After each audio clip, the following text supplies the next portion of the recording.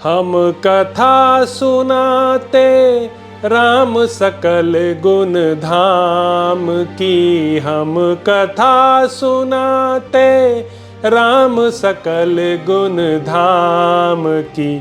ये रामायण है पुण्य कथा श्री राम की।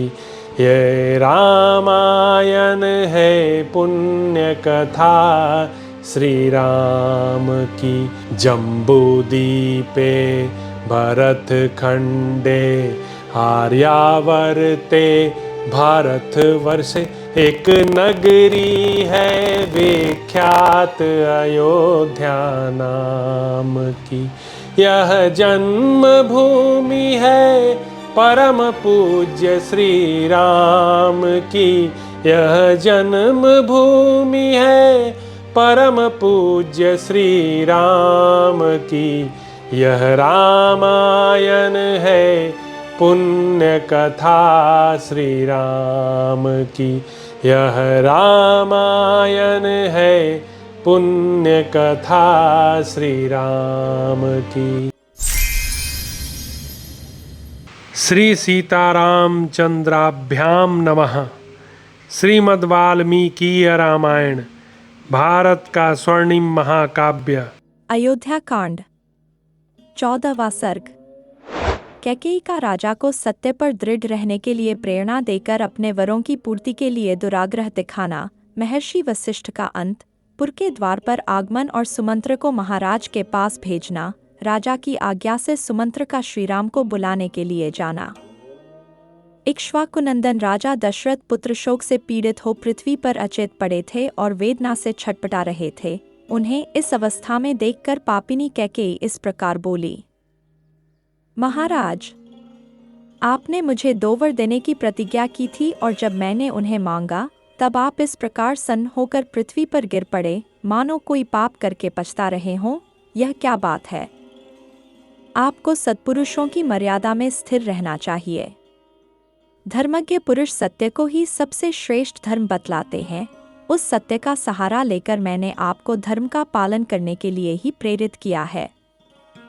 पृथ्वीपति राजा शैब्य ने बाज पक्षी को अपना शरीर देने की प्रतिज्ञा करके उसे दे ही दिया और देकर उत्तम गति प्राप्त कर ली। इसी प्रकार तेजस्वी राजा अलर्क ने वेदों के पारंगत विद्वान ब्राह्मण को उसके याचना करने पर मन में खेद न लाते हुए अपनी दोनों आंखें निकाल कर दे दी थीं। सत्य को प्राप्त हुआ समुद्र सत्य का ही अनुसरण करने के कारण पर्व आदि के समय भी अपनी छोटी सी सीमा तक भूमि का भी उल्लंघन नहीं करता। सत्य ही प्रणवरूप शब्द ब्रह्म है। सत्य में ही धर्म प्रतिष्ठित है। सत्य ही अविनाशी वेद है और सत्य से ही पर ब्रह्म की प्राप्ति होती है। इसलिए यदि आपकी बुद्धि धर्म में स्थित है तो सत्य का अनुसरण कीजिए। साधु शिरोमणि, मेरा मांगा हुआ वह वर सफल होना चाहिए, क्योंकि आप स्वयं ही उस वर के दाता हैं। धर्म के ही अभीष्ट फल की सिद्धि के लिए तथा मेरी प्रेरणा से भी आप अपने पुत्र श्रीराम को घर से निकाल दीजिए। मैं अपने इस कथन को 3 बार दोहराती हूँ। आर्य, यदि मुझसे की हुई इस प्रतिज्ञा का आप पालन नहीं करेंगे तो मैं आपसे परित्यक्त, उपेक्षित होकर आपके सामने ही अपने प्राणों का परित्याग कर दूंगी।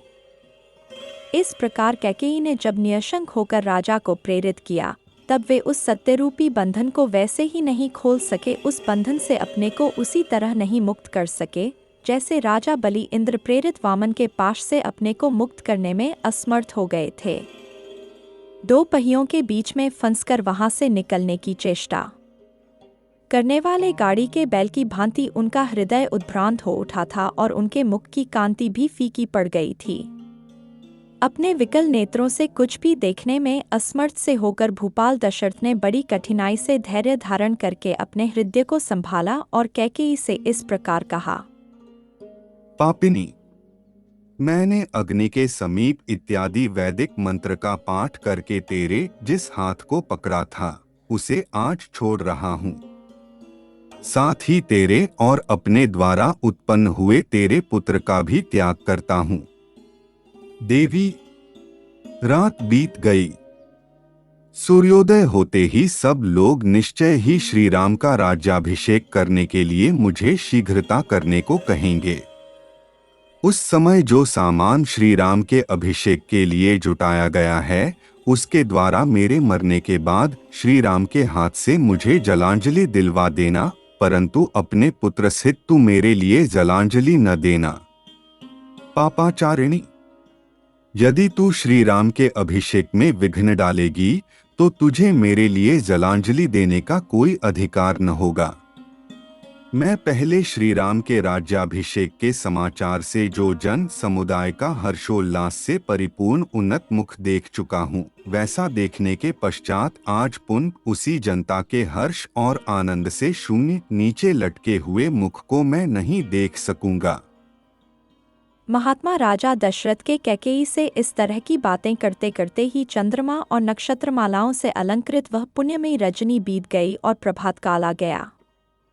तदंतर बातचीत के मर्म को समझने वाली पापाचारिणी कैकेयी रोष से मूर्छित सी होकर राजा से पुनः कठोर वाणी में बोली, राजन, आप विष और शूल आदि रोगों के समान कष्ट देने वाले ऐसे वचन क्यों बोल रहे हैं? इन बातों से कुछ होने जाने वाला नहीं है।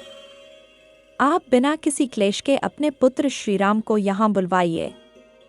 मेरे पुत्र को राज्य पर प्रतिष्ठित कीजिए और श्रीराम को वन में भेजकर मुझे निष्कंटक बनाइए, तभी आप कृतकृत्य हो सकेंगे। तीखे कोड़े की मार से पीड़ित हुए उत्तम अश्व की भांति कैकेयी द्वारा बारंबार प्रेरित होने पर व्यथित हुए राजा दशरथ ने इस प्रकार कहा, मैं धर्म के बंधन में बंधा हुआ हूँ। मेरी चेतना लुप्त होती जा रही है। इसलिए इस समय मैं अपने धर्मपरायण परम प्रिय ज्येष्ठ पुत्र श्रीराम को देखना चाहता हूँ। उधर जब रात बीती, प्रभात हुआ, सूर्य देव का उदय हो गया और पुण्य नक्षत्र के योग में अभिषेक का शुभ मुहूर्त आ पहुंचा। उस समय शिष्यों से घिरे हुए शुभगुण संपन्न महर्षि वशिष्ठ अभिषेक की आवश्यक सामग्रियों का संग्रह करके शीघ्रतापूर्वक उस श्रेष्ठपुरी में आए। उस पुण्यवेला में अयोध्या की सड़कें झाड़ बुहार कर साफ की गई थी और उन पर जल का छिड़काव हुआ था। सारी पुरी उत्तम पताकाओं से सुशोभित थी। वहां के सभी मनुष्य हर्ष और उत्साह से भरे हुए थे। बाजार और दुकानें इस तरह सजी हुई थी कि उनकी समृद्धि देखते ही बनती थी। सब और महान उत्सव हो रहा था। सारी नगरी श्री रामचंद्र जी के अभिषेक के लिए उत्सुक थी। चारों ओर चंदन, अगर और धूप की सुगंध व्याप्त हो रही थी। इंद्रनगिरी अमरावती के समान शोभा पाने वाली उस पुरी को पार करके श्रीमान वशिष्ठ जी ने राजा दशरथ के अंतपुर का दर्शन किया, जहां सहस्रों ध्वजाएं फहरा रही थीं। नगर और जनपद के लोग वहां भरे हुए थे। बहुत से ब्राह्मण उस स्थान की शोभा बढ़ाते थे। छड़ीदार राजसेवक तथा सजिस जाए सुंदर घोड़े वहां अधिक संख्या में उपस्थित थे। श्रेष्ठ महर्षियों से घिरे हुए वशिष्ठ जी परम प्रसन्न हो उस अंतपुर में पहुंचकर उस जन समुदाय को लांघ कर आगे बढ़ गए। वहां उन्होंने महाराज के सुंदर सचिव तथा सारथी सुमंत्र को अंतःपुर के द्वार पर उपस्थित देखा, जो उसी समय भीतर से निकले थे।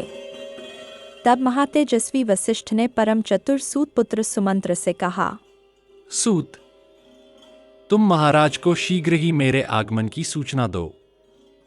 उन्हें बताओ कि श्रीराम के राज्याभिषेक के लिए सारी सामग्री एकत्र कर ली गई है। ये गंगाजल से भरे कलश रखे हैं। इन सोने के कलशों में समुद्रों से लाया हुआ जल भरा हुआ है। यह लकड़ी का बना हुआ भद्रपीठ है जो अभिषेक के लिए लाया गया है। इसी पर बिठाकर श्रीराम का अभिषेक होगा।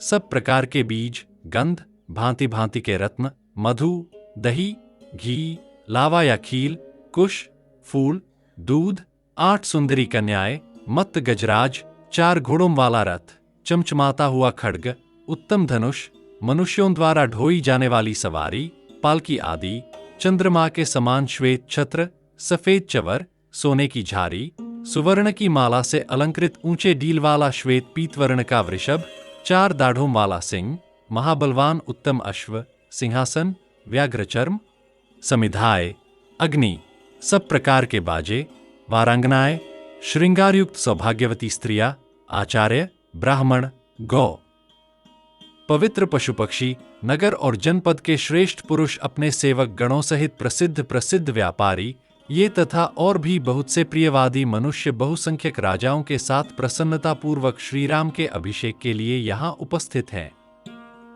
तुम महाराज से शीघ्रता करने के लिए कहो, जिससे अब सूर्योदय के पश्चात पुष्य नक्षत्र के युग में श्रीराम राज्य प्राप्त कर लें। वशिष्ठ जी के ये वचन सुनकर महाबली सूतपुत्र सुमंत्र ने राज सिंह दशरथ की स्तुति करते हुए उनके भवन में प्रवेश किया। राजा का प्रिय करने की इच्छा रखने वाले और उनके द्वारा सम्मानित द्वारपाल उन बूढ़े सचिव को भीतर जाने से रोक न सके, क्योंकि उनके लिए पहले से ही महाराज की आज्ञा थी कि ये किसी समय भी भीतर आने से रोके न जाए। सुमंत्र राजा के पास जाकर खड़े हो गए। उन्हें उनकी उस अवस्था का पता नहीं था, इसलिए वे अत्यंत संतोषदायक वचनों द्वारा उनकी स्तुति करने को उद्यत हुए। सूत सुमंत्र राजा के उस महल में पहले की ही भांति हाथ जोड़कर उन महाराज की स्तुति करने लगे। महाराज, जैसे सूर्योदय होने पर तेजस्वी समुद्र स्वयं हर्ष की तरंगों से उल्लसित हो उसमें स्नान की इच्छा वाले मनुष्यों को आनंदित करता है, उसी प्रकार आप स्वयं प्रसन्न हो प्रसन्नतापूर्ण हृदय से हम सेवकों को आनंद प्रदान कीजिए। देवसारथी मातली ने इसी बेला में देवराज इंद्र की स्तुति की थी, जिससे उन्होंने समस्त दानवों पर विजय प्राप्त कर ली। उसी प्रकार मैं भी स्तुति वचनों द्वारा आपको जगा रहा हूं। 6 अंगों सहित चारों वेद तथा समस्त विद्याएं जैसे स्वयंभू भगवान ब्रह्मा को जगाती हैं, उसी प्रकार आज मैं आपको जगा रहा हूं। जैसे चंद्रमा के साथ सूर्य समस्त भूतों की आधारभूता इस शुभ स्वरूपा पृथ्वी को जगाया करते हैं, उसी प्रकार आज मैं आपको जगा रहा हूं। महाराज, उठिए और उत्सवकालिक मंगल कृत्य पूर्ण करके वस्त्राभूषणों से सुशोभित शरीर से सिंहासन पर विराजमान होइए। फिर मेरु पर्वत से ऊपर उठने वाले सूर्यदेव के समान आपकी शोभा होती रहे। ककुत्स्थकुल नंदन, चंद्रमा, सूर्य, शिव, कुबेर, वरुण, अग्नि और इंद्र आपको विजय प्रदान करें। राज सिंह, भगवती रात्रि देवी विदा हो गईं। आपने जिसके लिए आज्ञा दी थी, आपका वह सारा कार्य पूर्ण हो गया। इस बात को आप जान लें और इसके बाद जो अभिषेक का कार्य शेष है, उसे पूर्ण करें। श्री राम के अभिषेक की सारी तैयारी हो चुकी है। नगर और जनपद के लोग तथा मुख्य व्यापारी भी हाथ जोड़े हुए उपस्थित हैं। राजन, ये भगवान वशिष्ठ मुनि ब्राह्मणों के साथ द्वार पर खड़े हैं, अतः श्री राम के अभिषेक का कार्य आरंभ करने के लिए शीघ्र आज्ञा दीजिए। जैसे चरवाहों के बिना पशु, सेनापति के बिना सेना, चंद्रमा के बिना रात्रि और साढ़ के बिना गांव की शोभा नहीं होती, ऐसी ही दशा उस राष्ट्र की हो जाती है जहां राजा का दर्शन नहीं होता है। सुमंत्र के इस प्रकार कहे हुए सांत्वनापूर्ण और सार्थक वचन को सुनकर राजा दशरथ पुनः शोक से ग्रस्त हो गए। उस समय पुत्र के वियोग की संभावना से उनकी प्रसन्नता नष्ट हो चुकी थी। शोक के कारण उनके नेत्र लाल हो गए थे। उन धर्मात्मा श्रीमान नरेश ने एक बार दृष्टि उठाकर सूत की ओर देखा और इस प्रकार कहा, तुम ऐसी बातें सुनाकर मेरे मर्म स्थानों पर और अधिक आघात क्यों कर रहे हो? राजा के ये करुण वचन सुनकर और उनकी दीन दशा पर दृष्टिपात करके सुमंत्र हाथ जोड़े हुए उस स्थान से कुछ पीछे हट गए। जब दुख और दीनता के कारण राजा स्वयं कुछ भी न कह सके, तब मंत्रणा का ज्ञान रखने वाली कैकेयी ने सुमंत्र को इस प्रकार उत्तर दिया। सुमंत्र, राजा रात भर श्रीराम के राज्याभिषेक जनित हर्ष के कारण उत्कंठित होकर जागते रहे हैं। अधिक जागरण से थक जाने के कारण इस समय इन्हें नींद आ गई है। अतः सूत, तुम्हारा भला हो, तुम तुरंत जाओ और यशस्वी राजकुमार श्रीराम को यहाँ बुला लाओ। इस विषय में तुम्हें कोई अन्यथा विचार नहीं करना चाहिए। तब सुमंत्र ने कहा, भामिनी, मैं महाराज की आज्ञा सुने बिना कैसे जा सकता हूं? मंत्री की बात सुनकर राजा ने उनसे कहा, सुमंत्र, मैं सुंदर श्री राम को देखना चाहता हूं। तुम शीघ्र उन्हें यहाँ ले आओ। उस समय श्रीराम के दर्शन से ही कल्याण मानते हुए राजा मन ही मन आनंद का अनुभव करने लगे। इधर सुमंत्र राजा की आज्ञा से तुरंत प्रसन्नतापूर्वक वहां से चल दिए।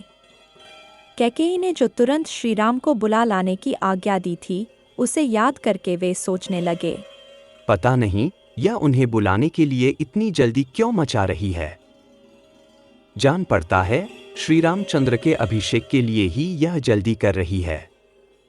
इस कार्य में धर्मराज राजा दशरथ को अधिक आयास करना पड़ता है, शायद इसीलिए ये बाहर नहीं निकलते। ऐसा निश्चय करके महातेजस्वी सूत सुमंत्र फिर बड़े हर्ष के साथ श्रीराम के दर्शन की इच्छा से चल पड़े। समुद्र के अंतर्वर्ती जलाशय के समान उस सुंदर अंतःपुर से निकलकर सुमंत्र ने द्वार के सामने मनुष्यों की भारी भीड़ एकत्र हुई देखी। राजा के अंतःपुर से सहसा निकलकर सुमंत्र ने द्वार पर एकत्र हुए लोगों की ओर दृष्टिपात किया। उन्होंने देखा बहुसंख्यक पुरवासी वहां उपस्थित थे और अनेकानेक महाधनी पुरुष राजद्वार पर आकर खड़े थे। इस प्रकार श्री वाल्मीकि निर्मित आर्षरामायण आदि काव्य के अयोध्याकांड में 14वां सर्ग पूरा हुआ। हम कथा सुनाते राम सकल गुण धाम की, हम कथा सुनाते राम सकल गुण धाम की। ये रामायण है पुण्य कथा श्री राम की, ये रामायण है पुण्य कथा श्री राम की। जम्बूदीपे भरत खंडे आर्यावर्ते भारत वर्षे, एक नगरी है विख्यात अयोध्या नाम की। यह जन्म भूमि है परम पूज्य श्री राम की, यह जन्म भूमि है परम पूज्य श्री राम की। यह रामायण है पुण्य कथा श्री राम की, यह रामायण है पुण्य कथा श्री राम की।